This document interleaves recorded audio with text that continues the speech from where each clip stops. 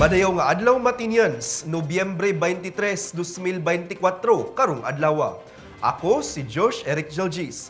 Uban ni kami alang sa mga labas nga mga balita gikan sa lokal nga panggamhanan, ubos sa administrasyon ni Mayor Michelle Nakpildrabat.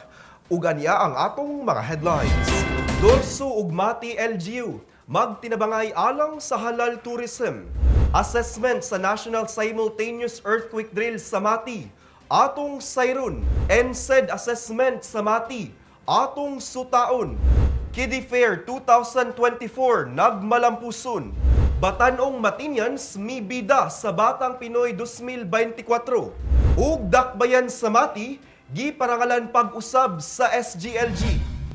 Kana ug uban pa sa pagbalik sa Ang Mati karon.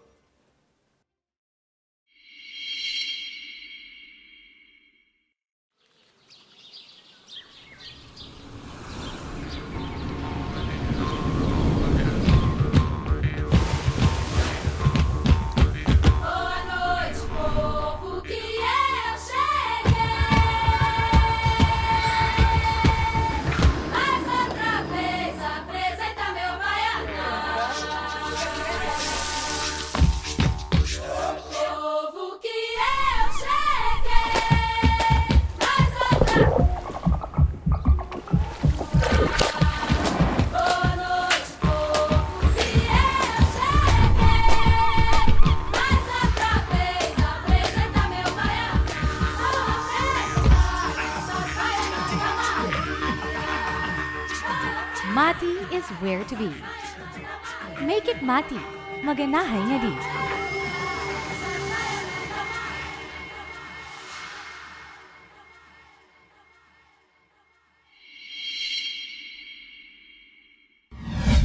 May gustong isumbong nga problema sa inyong barangay? O di ka proyektong kinahanglan ninyo nga wala matagad? Kung kamo nangitag kadangpan sa inyong suliran, i-report na kana sa Ang Mati karon. Kami gadawat sa reklamo, hangyo o bisan pa man unsang mensaheng gusto ninyong madunggan sa lokal nga panggamhanan. I-report na yan. Ipadala lamang inyong mensahe hangyo ug mulo sa atong Facebook page, City of Mati LGU, aron among masibya sa Ang Mati karon. Mamahimo usab kamong magpadala sa inyong video, mahitungod sa inyong issue. I-report na yan.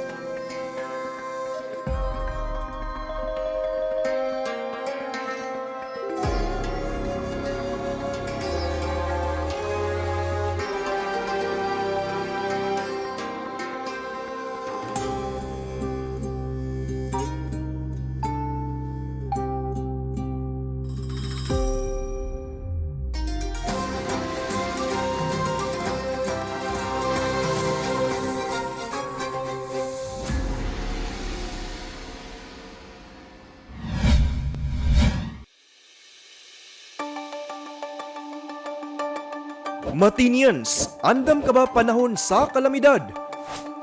Ang Go Bag usa sa mga alibyo aron kaminusan ang epektong hatod sa kalamidad o emerhensiya.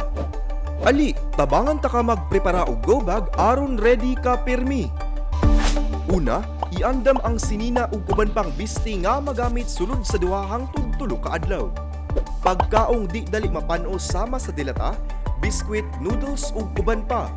Tubig mainom, kutsara, tinidor, plato ug plastic bags.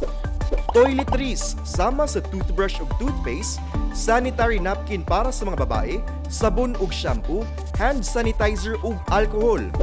First aid kit sama sa band-aid, mga tambal, ointment para sa mga samad, maintenance medication kung naa.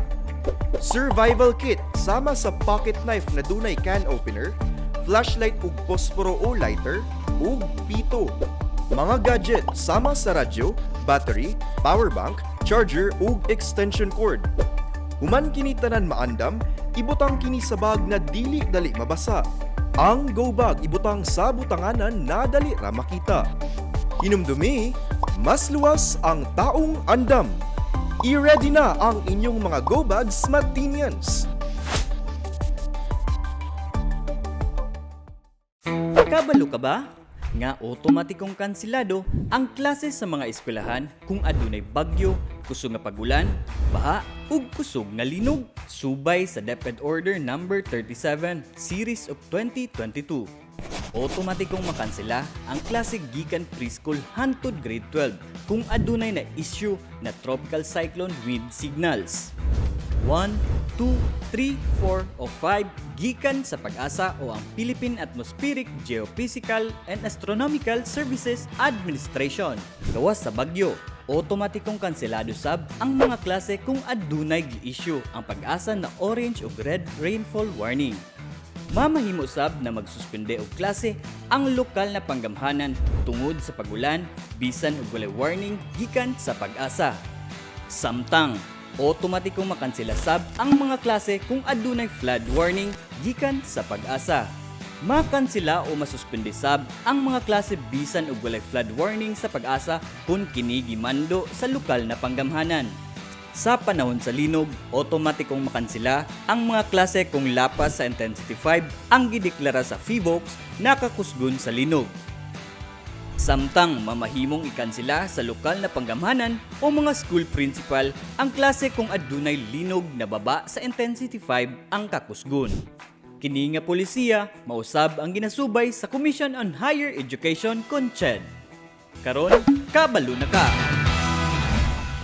Usa ka Memorandum of Agreement ang gipirmahan tali sa City of Mati, LGU ug sa Davao Oriental State University alang sa pagpasiugda sa halal tourism ug inclusive hospitality services. Si Gilbis Jean Patalingho sa report. Ang Davao Oriental State University kondurso ug ang lokal nga panggamhanan sa Mati uban ang pagtugot sa Mati City Council, opisyal nga mipirma sa usa ka Memorandum of Agreement kun MOA aron mapalambo ang halal tourism ug inclusive hospitality services sa syudad kaniadtong Nobyembre 18, 2024. Nanguna sa formalisasyon sa kasabutan si Dorso President Dr. Roy G. Ponce ug si Mati City Mayor Michelle Nakpilrabat. Ang kasabutan nagtumong sa pagpalig-on sa posisyon sa dakbayan sa Mati, isip sentro sa usa ka malungtaron ug inklusibong turismo pinaagi sa pagpasiugda sa halal tourism.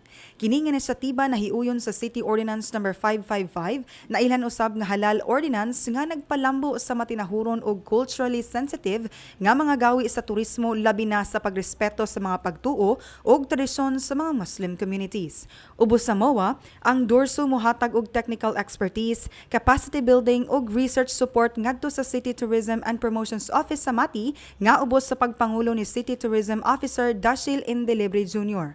Sa laing bahin, ang City Tourism mangunay sa pag-ila sa mga benepisyaryo sa proyekto, pagsiguro sa husto nga pagpatuman sa mga programa ug paghatag sa gikinahanglan nga mga materyales alang sa kampanya sa pagpahibalo sa publiko. Ang panagtambayayong pangunahan sa Dorso Center for Tourism Information, Education and Communication ubos ni Dr. Rose Anilin V. Saniza. Magpabilin nga epektibo ang MOA sulod sa 5 ka tuig nga adunay probisyon alang sa posible nga pagbag-o o sayo nga pagtapos pinaagi sa kasabutan tali sa duha ka partido. Ang kolaborasyon nagtumong sa paghimo og malungtarong epekto sa industriya sa turismo sa Mati, pinaagi sa paghiusa sa academic research ngadto sa lokal nga pagdumala. Si Mayor Michelle Nakpilrabat nagpahayag sa iyang pagkamalaumon bahin sa panag-uban nga nag-ingon. Ang Dorso ug lokal nga panggamhanan sa Mati komitado sa pagpalambo sa mga prinsipyo sa malungtaron ug regenerative nga turismo. Kini nga panagtambayayong dili lamang nakatutok sa halal tourism apan napil usab ang inclusive hospitality services aron masiguro nga ang pag-uswag sa turismo sa Mati nagtahod sa lain-laing mga kultura ug religious sensitivities. Ang proyekto makatabang usab sa pagpauswag sa lokal nga ekonomiya pinaagi sa pagdani sa mga bag-ong turista ug mamumuhunan nga interesado sa mga produkto ug serbisyo nga sertipikadong halal.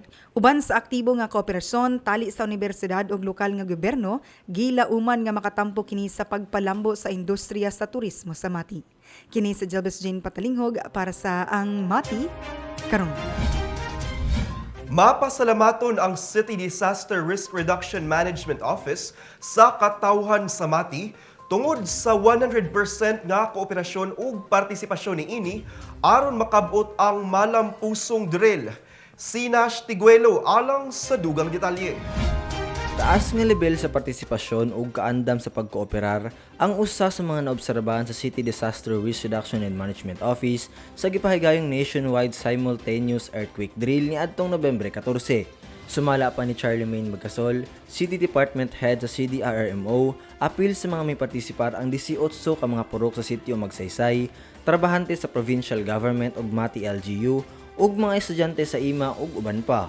One is from the community ng ating Magsaysay, no, yung 18 purok. And daghang kayong salamat because from that, we have about 600 or 300 something na mga nag-participate from the barangay central. No, it's not easy to evacuate. Second, yung ating kaigsuunan o kauban sa trabaho. Government employees of the provincial government are doing their job also. Nag-participate din sila. And then aside from that is of course from the City Hall. Roughly about 540 as based sa report ng ating evacuation team leader na si Sir Ray Liberos. As he reported, there are about 540 who participated and evacuated to the designated evacuation center. Sa IMA also, nag-participate sila. Although, hindi lahat ang nag-evacuate. But once they do the drill, nag-cover and hold, nag-evacuate sila, doon na din muna silang eskwelahan. Considering na high risk din ng mga bata sa maglakaw-lakaw, no? So, nag-participate. So, in short, maganda talaga. And thank you for your cooperations. We have about 1,300 plus total of employees and students who joined the evacuations. Gisaysay ni Bagasol nga dili sayon ang mag-evacuate og mga tao tungod sa init nga panahon ug kalayon sa mga evacuation areas. Apan pinaagi sa kooperasyon, pagsalig ug pagtinabangay nahimo kining posible. Hindi po ganun kadali magpa-evacuate ng mga tao. Naglalakad about 100 meters at saka napakainit ang panahon because of their commitment and willingness to help. Kaya nga grabe ang respond. Dugang pa, ikaupat na kini nga drill nga ilang napahigayon sa dakbayan apan conscious gihapon sila sa ilang mga lihok kay tungod rated kini nga drill. It's just parang normal na sa atin, no? It's because one is we used to respond in all types of call in the city. Second, this is not the first drills or the citywide drills na ginawa natin. Although it is a nationwide simultaneous earthquake drill, but for the time being, we've been doing this is the fourth time actually. One of it is, this is not new to us. We're used to it for the past several years. You know? Then definitely, everyone is excited, though since this is rated, medyo conscious kayo sa lihok. But everything goes fine and okay so far. Usa-usab sa gustong ipalambo sa CDRRMO, mao ang saktong komunikasyon sa mga responders ug sa mga lain-laing mga ahensya sa gobyerno. Kini nga inisyatiba dakong tabang aron mas malikayan ang mga miscommunication sa pagresponde ug kaguliyang sa oras sa katalagman ug linog. Kaya nga, our responders, our key players in times of emergency or drill must develop themselves what we so called stability under pressure. Why nagkakagulo ko minsan the first hour? It's because of kanya-kanyang pagre-report. The system is in place already. The protocol is in place already. But you know, once a person was overwhelmed by the immensity of disaster or an emergency, talagang ano yan mahihirapan, no? Magkakaroon tayo ng problema dyan. That's why the attitude or the value of stability under pressure must be developed. Yun ang dapat natin i-develop sa ating mga responders. Pinaagi usab sa simultaneous earthquake drill, mas mapalig-on pa sa syudad ang sistema sa pagdumala sa pagpaminos sa risgo sa katalagman ug mas siguro ang mas epektibong tubag sa umaabot nga mga linog. Kini si Nash Tiguelo para sa Ang Mati karon. Human sa pagpahigayon sa 4th Quarter National Simultaneous Earthquake Drill dinhi sa Dakbayan sa Mati sa miaging semana, gipagawas na ang evaluation sa maong aktibidad base sa responding gipahigayon sa komunidad sa pagpanguna sa Mati City Disaster Risk Reduction and Management Office. Si Albert Louis Villar Jr. sa report. Generally, it is a very successful event, and again, props to our CDRMO, the City Dream Council, dili lang the office but also the members of the council, for that concerted effort na ilang gibuhos para mahimong successful ang ang NCED karong quarter diri sa Mati.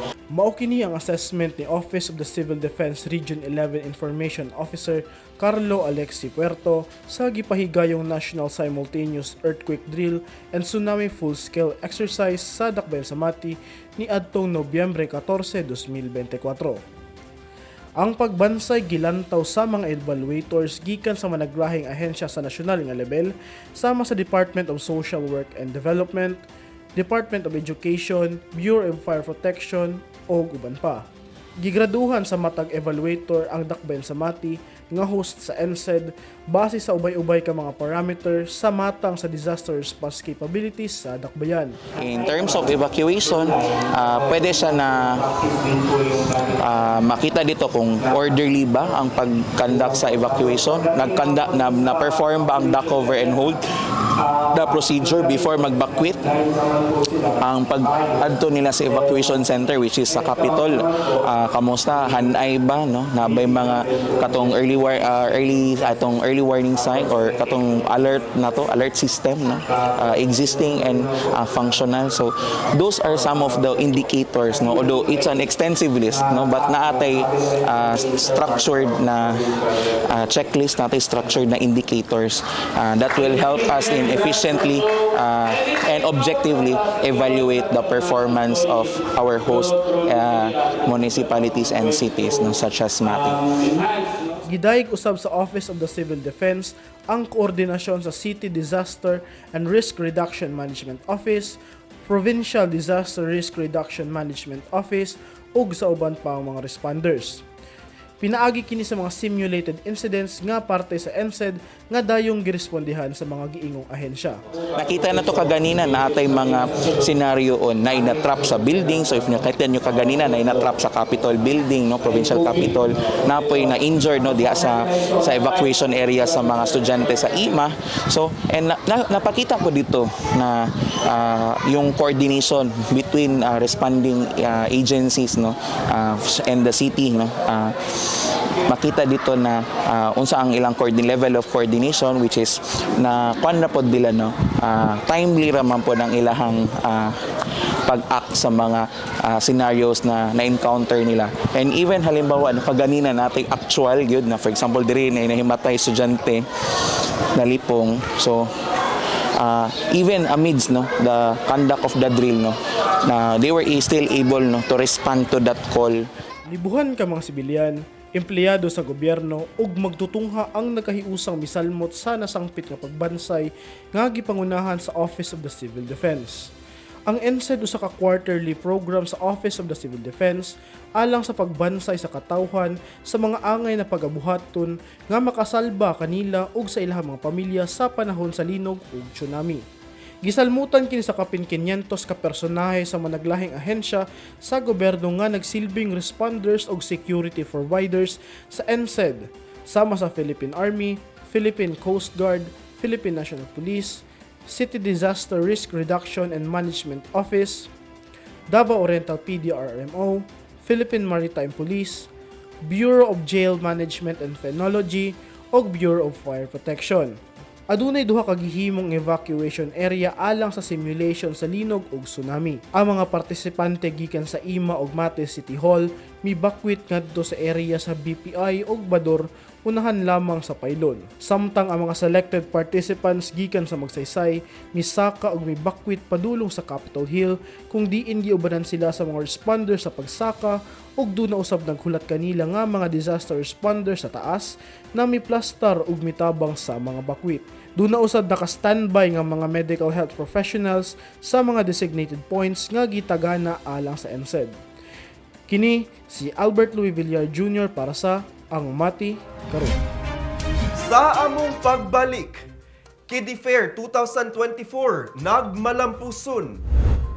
Batanong Matinians mibida sa Batang Pinoy 2024. Og dakbayan sa Mati giparangalan na usab sa SGLG.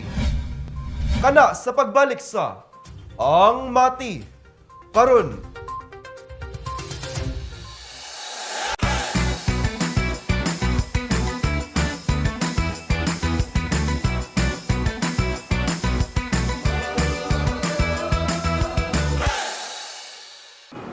Madayaw na adlaw Matinians, ano nasab kita sa tong segment na Matinians on the Street. Dinhi lamang sa Ang Mati Karon. Sulod sa tulo ka tuig, sa gunsun ang kalampusan sa City of Mati LGU sa pagkuha sa Seal of Good Local Governance gikan sa Department of Interior and Local Government sa nasyonal na panggamhanan. Ang SGLG mao'y sumbanan sa tanang local government units sa maayong pagdumala, transparency, accountability ug epektibong pagserbisyo sa lain-laing mga nagunang aspeto sa ilang performance. Ang SGLG usa ka incentive program nga nag-awhag sa mga LGU nga maningkamot ug maayo ug sulbaron ang nagkadaiyang hagit sa pagdumala. Apan dili tanang LGU daling makabot ng SGLG tungod sa daghang rason sama sa di pagkasinabot tali ehekutibo ug legislatura sama sa nahitabo sa atong probinsya sa Davao Oriental. Busa alang sa atong pangutana karong samanaha, unsa sa imong opinyon ang kinahanglan nga tutukan sa mga lokal nga lider aron mabalik ang Davao Oriental sa Seal of Good Local Governance kon SGLG Award? Taraw ba ni kami ug atong sutaon ang tubag sa mga Matinians. Ang dapat tutukan nila yung education. Ano man sa? Ano sa mga mga bagong generation, mga bataan, ma-enjoy nila. Like sa mga kadagabi kanang lagpas na oras, example 10 PM to 11 nantod na alas 3 sa kadang mga kabuntagon labit sa mga barbar dapat na yung mga pulis na mga magbantay kay digit malikay no sa pag ubog ng mga tao na yung mga something na mga mahitabo trip kay daghang barkada na nadamay biskan may labot sa ko ma'am kay sports po. Number 1. Ay para pud na maka-explore ko ang mga batanon sa mas mga dula good para ma-develop po ang kanilang mga skills. para sa education ma'am kay para makuha ng mga estudyante kanang mga walay kakayahan gud pa eskwela na gud scholarship O sa ako, kanang mga senior, ay kani mga senior maglisod pangwarta para mga pagkaon palit pagkaon. Kanang para sa mga mahirap unta tabangan nila kanang di lang po nila kuanan ng mga may kaya kanang mga pobre gyud kanang walang ano siguro ang tutukan sa government nato karon kay about sa sewage system gud sa kanang dikit-dikit na balay kay in case manggod nga pag kanang kusog ang ulan nga maglisod ang tubig o kanang flow labi na kanang pundo jud ang tubig siya sa kalsada labi na dito sa may magsaysay ang sewage system kay kanang mga barado good tas isa pod kay kanang nindot pod kung ang government kay kanang pareha gud sila og kanang idea sa pagkuan kay pag dili mo gud sila magkasinabot kay basing kanang magkagugot ang pagkuan sa pagmando sa kuan ba tapos sa disaster preparedness po kay nindot pod siya kanang naay kanang schedule gud na drill kanang para ma-practice gud kung asa dapit ang kanang mag-evacuate labi na kanang for example kung sa linog sa mga in case of na tsunami mga inana if kanang napoy sunog dapat makabalupod sila kung unsa ang buhaton. I think ang project na dapat tutukan sa tong government is ang mga people, as we all know, ang mga people karon sa Mati is daghang kay ang mga unemployed po. Like example there sa Bayok po, we can see that a lot of mga nanay mga edad is like continue og pangayog mga kwarta po without giving in return. So I think na mas itaas na to ang hiring rate and mga possible na mga maka-work ang mga unemployed mga tao.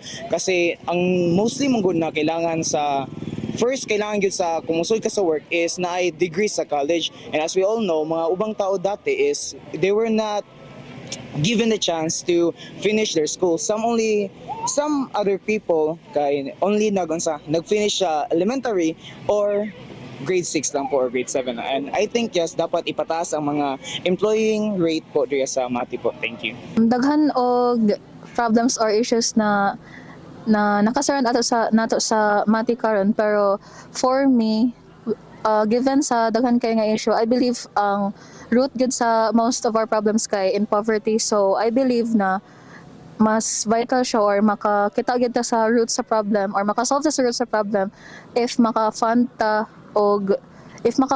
sa mga impoverished families or people na maka-gain sa ilahang financial nga needs, especially sa field sa education, sa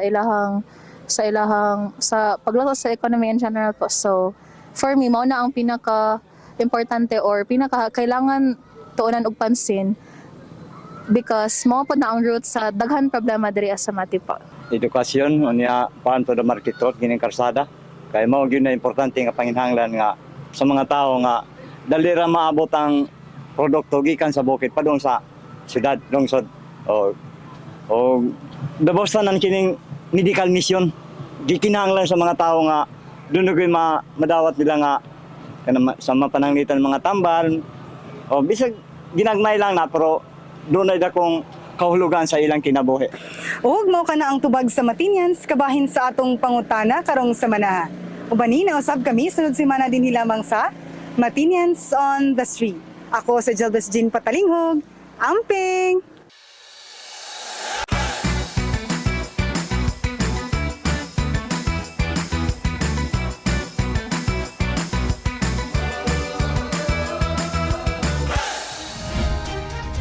Gatusan ka mga bata, kauban ang ilang mga ginikanan ug daycare teachers ang misalmot sa 32nd National Children's Month Celebration Kiddie Fair. Diin pipila ka mga aktibidad ang gipahigayon sama sa field demonstration, singing contest ug poster making.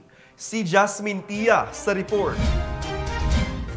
Break the prevalence and the violence. Mao kini ang tema sa nagmalampusong 32nd Kiddie Fair o ang National Children's Celebration Month nagipahigayon kaniadtong Nobyembre 20, 2024 sa Capitol Gym ning Dakbayan sa Mati.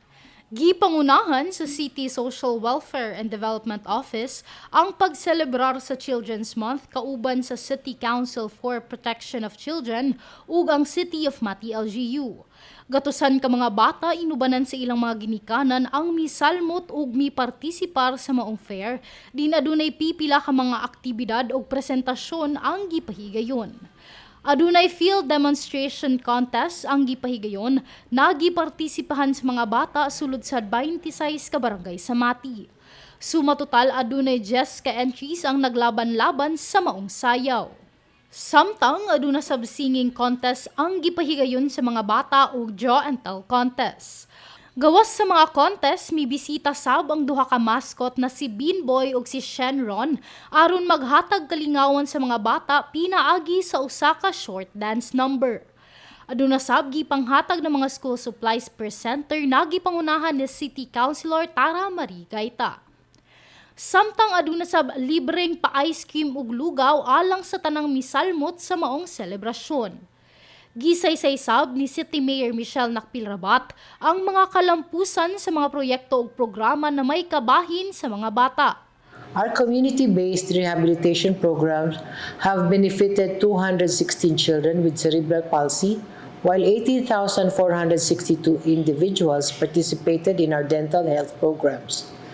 Additionally, 3,876 families have received maternal, newborn, and child health and nutrition services, ensuring that every child receives the care they deserve from the very beginning.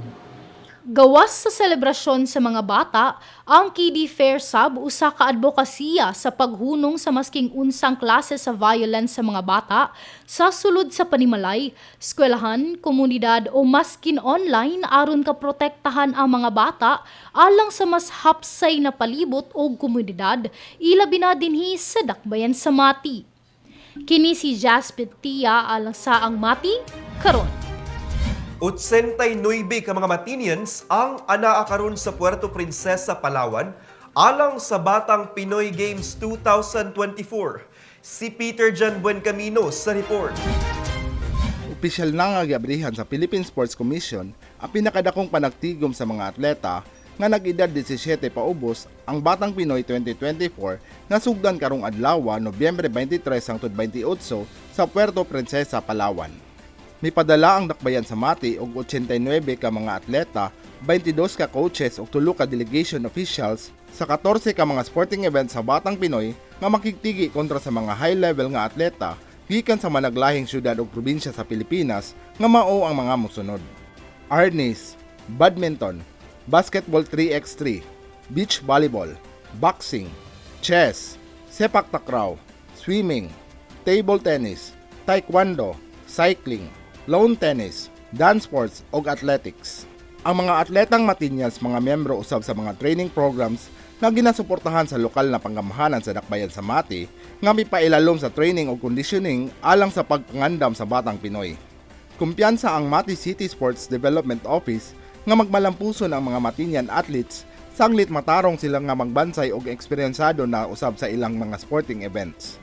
Buhos usab ang suporta sa Mati LGU kung diin migahin og 3.5 million pesos alang sa airfare, travel and meal allowance, delegation shirt and jacket, playing uniforms, playing shoes and sports equipment sa mga atleta. Ang uniforme sa mga atleta mobalor sa 7,200 kada set nga gilangkuban sa jacket and shirt, 2 sets playing uniform ug playing shoes alang sa mga events nga prioridad ang pagsulob og sports footwear. Ang Batang Pinoy ang usa sa pinakadako na panagtigom sa mga atleta sa nasod sa Pilipinas nga salmutan sa kapin 2,000 delegates gikan sa 177 LGUs, syudad o probinsya sa Pilipinas nga magsangka sa 30 ka sporting events. Diri magsangka sa taas nga level sa kompetisyon ang mga competitive nga Mati Eagles nga makabansay sa ilahang kahibalo ug pagmugna og winning mindset sa mga atleta. Kini si Peter Jan Buencamino para sa Ang Mati karon. Sa ikatulong higayon, nagpabilin ang dakbayan sa Mati isip Seal of Good Local Governance Awardee sa tuig 2024. Kung unsa kini nga kalampusan, adia ang report. Transparency, accountability ug good governance. Mao kini ang mga kinaiya nga kinahanglang makabot sa mga lokal nga panggamhanan sa tibuok nasod alang sa Seal of Good Local Governance kon SGLG Award. Karong tuig 2024, gipaila-ila sa Department of the Interior and Local Government ang mga kwalipikadong kagamhanan alang sa maong award, diin lakip na usab sa ikatulong higayon ang dakbayan sa Mati. Kauban ang 713 nga mga awardees. Ang maong award nagpakita lamang sa dedikasyon sa syudad sa paghatag og kalidad nga mga serbisyo, pagpalambo sa inklusibo nga pagtubo ug pagmugna og luwas nga palibot. Apan sumala pa ni Mayor Michelle Nakpilrabat ang maong pasidungog usa ka testamento sa kakugi, panaghiusa ug pasalig sa matag Matinian sa pagtukod og syudad nga nagpasiugda sa integridad, transparency ug labing taas nga sukdanan sa serbisyong publiko. Sa Rehiyon 11, midawat sa maong pasidungog ang mga probinsyal na panggamhanan sa Davao del Norte ug Davao del Sur, samtang ang mga munisipalidad sa Caraga, Katiil, Governor Generoso, Lupon, San Isidro ug Tarragona ang mga naparangalan sulod sa Davao Oriental. Ang SGLG Awards ubos sa mandato sa Republic Act 11292 kon ang The Seal of Good Local Governance Act of 2019 nga gasukat sa managlahing natad sa pagdumala sama sa pinansyal nga pagdumala, pagpangandam sa katalagman, proteksyon sa katilingban, kalawasan, edukasyon, negosyo, kalinaw ug kahapsay, kinaiyahan, turismo ug kabatanunan. Ubos sa giya niini nga mga kriteria, sumatotal sa 41 ka probinsya, 96 ka syudad ug 577 ka munisipalidad ang giparangalan sa SGLG. Ang opisyal nga listahan sa mga LGUs nga nakadawat og SGLG mamahimong bisitahon sa official website sa DILG ubos sa Reports and Resources nga section. Padayon nga hinaot sa katawhan ug lokal nga panggamahanan ang panaghiusa aron mamintinar ang pagkabot sa SGLG Award inubanan sa uban pang mga pasidungog sa nagkadaiyang aspeto alang sa malungtarong kalambuan. Ania ang atong orden de ejecutibo ug mga aktibidades sa atong halangdong Mayor Michelle Nakpilrabat karong semanaha.